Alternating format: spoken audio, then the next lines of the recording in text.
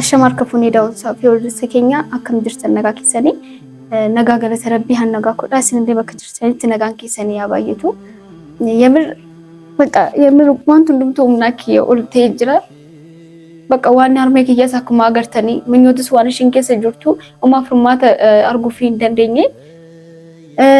Raaduunis hin qarqaaraas cinaan ta'a maal naan jedhee tureyyuu garuu innis hin jedha malee innis rakkoo isaatiin kan ka'e baay'ee cinqamaa jira waa biraa keessa jira. Innu nama isa qarqaaru barbaada. Bicha bakka waan hundumtuu humna kiyyaan ol ta'aa jira. Maaliif hojjetan bakka anis jammaruyyuu bakka jiraachuudhaaf hin uumamne yookiin gammadee jiraachuudhaaf waan hin uumamne natti fakkaachaa jiru.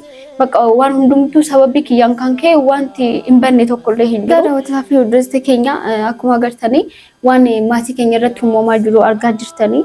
Bakka wanti hundumtuu waan bakka hiikamuu hin dandeenye taa'ee jira. Dhugaa rabbii yaaliin jira minyoota illee baasuuf yaalii jira.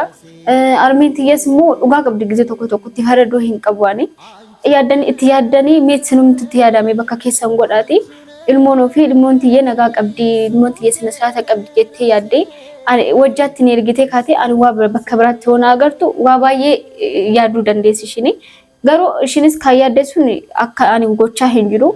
Garuu immoo bakka ishee bu'aan tullee too yaade wanti sun ishitti fakkaachuu qaba jechuudha. Anas natti fakkaata gati ta'ee fuyi. Garuu amman tanatti immoo osoo armeen tiyyaan waan bakka hundumaa dhiistee ani manatti wal na deebistee hundumaayyuu toon as daddeeni nan gammadaa ture. Garuu immoo wanti sun hin liqimfamneef armeen tiyya akka kotteen ishee gara mana keenya akka hin dabarre jechaa jirti armeeni. Akkamitti ilmoon haadha biraa layyaamtee kophaa ishee jiraachuu dandeessi kan jedhu sanatti yaade yamir bakka umna kiyyaan ol ta'ee jira. Isa kana sunitti yaadaa jiru immoo asiin immoo minyoota qabamu ishee dhufee jira. Bakka wanti kanaan duraan kan keessa ni beektanii maatiin hundi keessanii ni beektanii tan abdii qaba. Maaliif jettan sababbii kiyyaan kan ka'e wanti baay'ee tabalaashee jira. Ammas immoo sanuma bakka wanti fuuldura kiyya maal jedhee sanatti yaadee ooluu jedhu bakka wanti sirrii hin jiru bakka. Kanaafuu ani bakka midirii kanarra jiraachuu hin qabu. Dhugaa rabbii yaani bakka baay'ee takka nuti yaadee jira. Baay'ee tokko ofii kiyya wajjin wal lolaan tureeyyuu maaliif hojjettanii bakka hariidhaan kakaasee waan hin taaneef godhee waaqa wajjin wal loluu hin qabu jedhetan badhaamti obsa ofii kennaa tureeyyuu amma garuu humna kiyyaan ol ta'ee jira wanti hundumtuuyyuu bakka maaliif akkuma agartan raaduunis yaadni inni ittiin dhufe gaarii miti yaada sirrii miti kan dhufe garuu immoo ammas biratti ani akkamitti hiikuu akka qabu wallaalee bakka wanti hundumtuu naas xallee jira jiraachuun hundillee naas xallee jira yamirri garuu sanas ta'e kanas ta'e amman kanatti dhiyeenya kiyyatti kan argaa jiru raajuudhuma hamaasaa ta'u tolaasaa ta'u isumatu waa tokko nama bilbileef illee naa qaqqabe jedhetan yaadaa jira maaliifuu nama biraa nama beeku hin jiru gatii ta'ee fi dirqama isaa bilbileetan ergaan qaba waa kana waa agartanii luukii kana irratti waa baay'ee barreeffamee jira dhugaa rabbii bakka turee jira waan kana ergan barreesse bakka somanuma bakka wallulee armeeti yaam biraa ba'ee minyoota sirgana biraa deemtee waan kana barreesse bakka itti yaadee wanti hundumtu yemmir daawwataa fi hordoftoota keenya humna kiyyaan ol ta'ee jira bichaa hin beekwani. Asirratti garuu hergaan kun asirratti kanan barreesse hergaa harmeeti yaaf ta'udha. Namni biraa hin jiru waan ta'eef raajuudhuma nama biraa hin argatu. Qabamullee danda'a sababii kanaan garuu biyaansi waraqata kana yoo dubbisanii beekan booda ni dhiistan jedheetan yaada waan ta'eef na yoo dhufe waraqata kana akka armeetiyyaan qaqqabsiisuun barbaada. Innaa hundaafuu nan bilbilaa fi waan jedhu walumaan daawwanna. Egaa daawwataa fi hordoftoota keenya nan bilbilaa fi yemmir aanillee yaadillee isatti yaadin waan isin as qayyamee tokko jira ifa manaaf godhaadha. Hello. Raaduun nagaa keedha.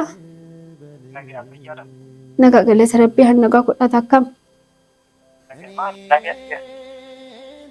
Dhimma wayiiti fansi barbaadee tureeyyuu garuu dhiifama. Yaa bakka waa tokkoon si marachuu barbaade dhugaa dubbachuuf yookiin waan naasa martuutti fakkaachaa hin jiru garuu gara mana keenya akka dhuftuun barbaade sila.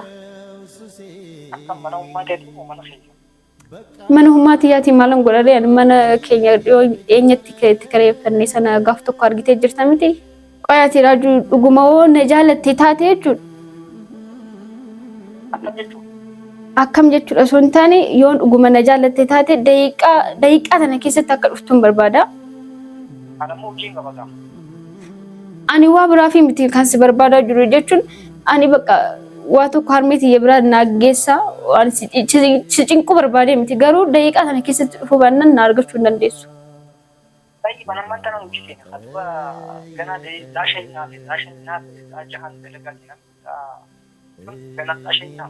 Raajuutti deebita dalagaatti rakkoon qabu.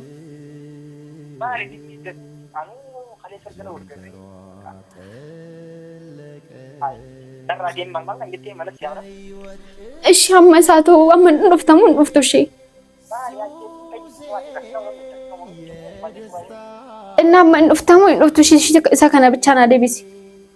Gaati ishee khalee gamarraa bakka barbaadu naati anu rakkina khiyana boodi ay amma dalagatti waan lama ta'a maaks gocha jira maaks rakkina ummati waan heeyyamuu nama waasiraati maal bakka akkan ta'uu baannaan dhufuu hin dandeessu jechuudha. Maaliif gochiree? Ani bu'aan jiru si jammar yoo dhufte taate dhufuu baannaan bakka kanaan booda nan argattu nagaan taa'i. Undaafu daawwataa fi hordoftoota keenya dhufa ta'ee dhufees dhufuu baates homaa gochuu hin danda'u. Yamirraanii bakka wanti nuti naas callee jiraan bakka yamir na bakka daawwataa fi hordoftoota keenya.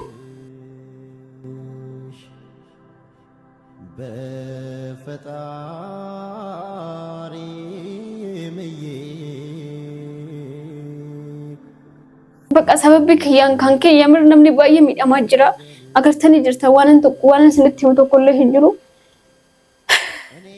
bakka maal akka hin jiru beekani daawwataa fi hordoftoota keenya akkuma dhageessanii raajuun illee hin dhufuu wajjaan deemaa maal jechaa jira ani waa biraa fi miti waraqatuma kana armii bira akka naa geessisuun barbaada. Erga inni been waan hunda gochuu yaade malee erga inni dhufee gizeen dhufu gochuu hin barbaadu. Hundaafuu garuu erga dhufu jedhee nagaan naa ta'an hundumtuyyuu taananii armeetii yaas biratti waa tokkoon si fennedha. Wanti ati yaadaa jirtu hundi sirrii miti akka ati yaadduu miti waan ani gochaa jiru. Garuu immoo sitti fakkaateeti. Anis itti ta'e natti fakkaata wanta ati yaadaa jirtu suni. Hundaafuu garuu waan balleesse dhiifama naa godhe armeetiyyaa. Inna daawwataa fi hordoftoota keenya hundumayyuu sinan jaalladha sinan kabaja nagaatti naa ta'adha. Hundaafuu waan kana kiniinii jabaadha dhugaa rabbii tokkichiyyuu nama gaa hundaafuu garuu ani hunduma isaatan liqimsee ani biyya kana lafa kanarra jiraachuu hin barbaadu. Hundaafuu nagaan naa ta'a.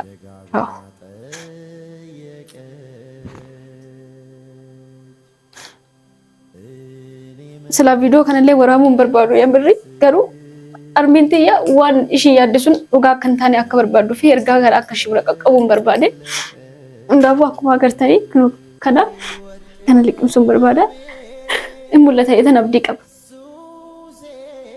Inna baqa yamir sodaachaan jira yamir waan akkanaa yaalee hin beeku takkaayii nama godhuufittuyyu baay'ee hin gaddaa garuu maa gochuu hin danda'u. Midirii kanarra taa'ee waa baay'een argaa jira wanti hundumtuu na jibbisee jira nagaan naa ta'a.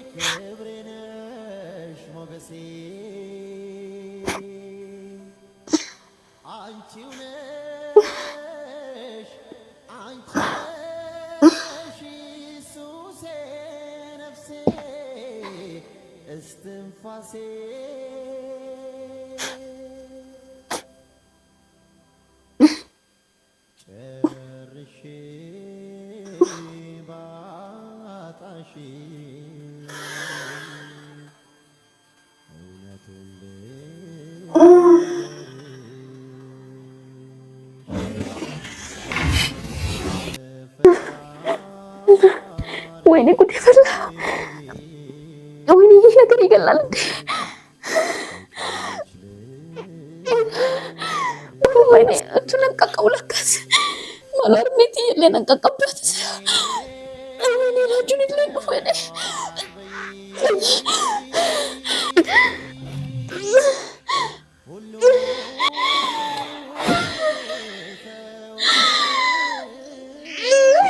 Wayne, amin.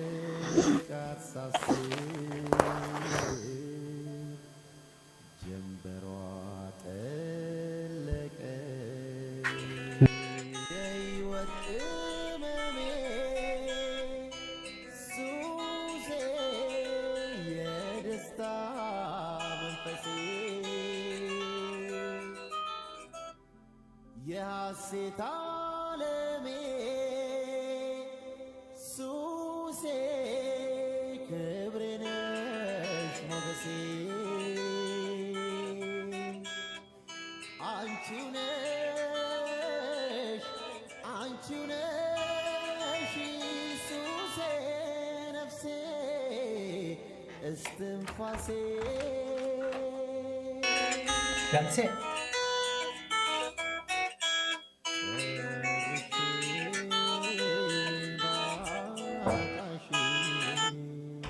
Grazie. Maal rafte egaa?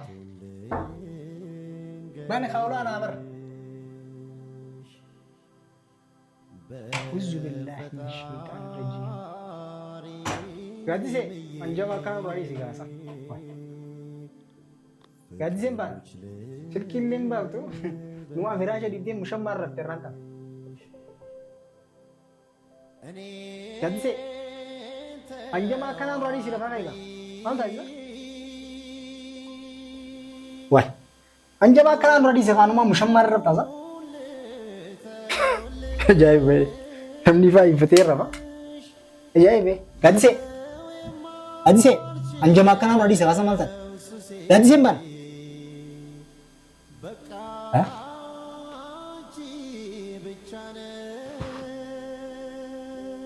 أعوذ بالله من الشيطان الرجيم. Gadise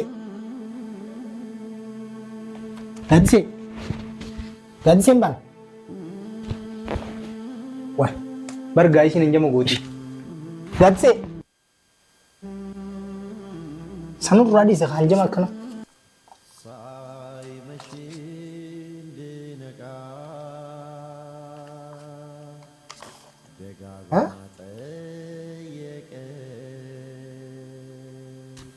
Gadise.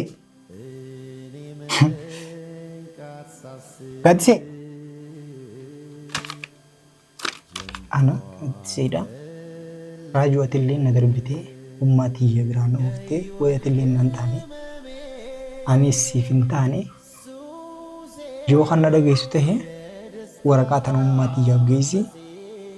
Ani khenina. Osoo hin yaadin kaniina abbaa qodhamu dhugeen jira. A'uuzu billahi min shaytaan rajim. Gadise man gadise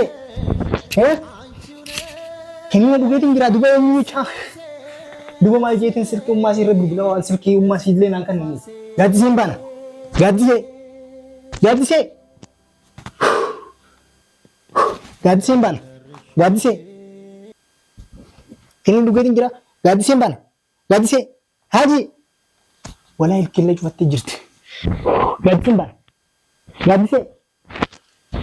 gadiseen bana waa naa nyaaddamu kamaa ta'ure ay manaaf matti furee ni umure way gadisee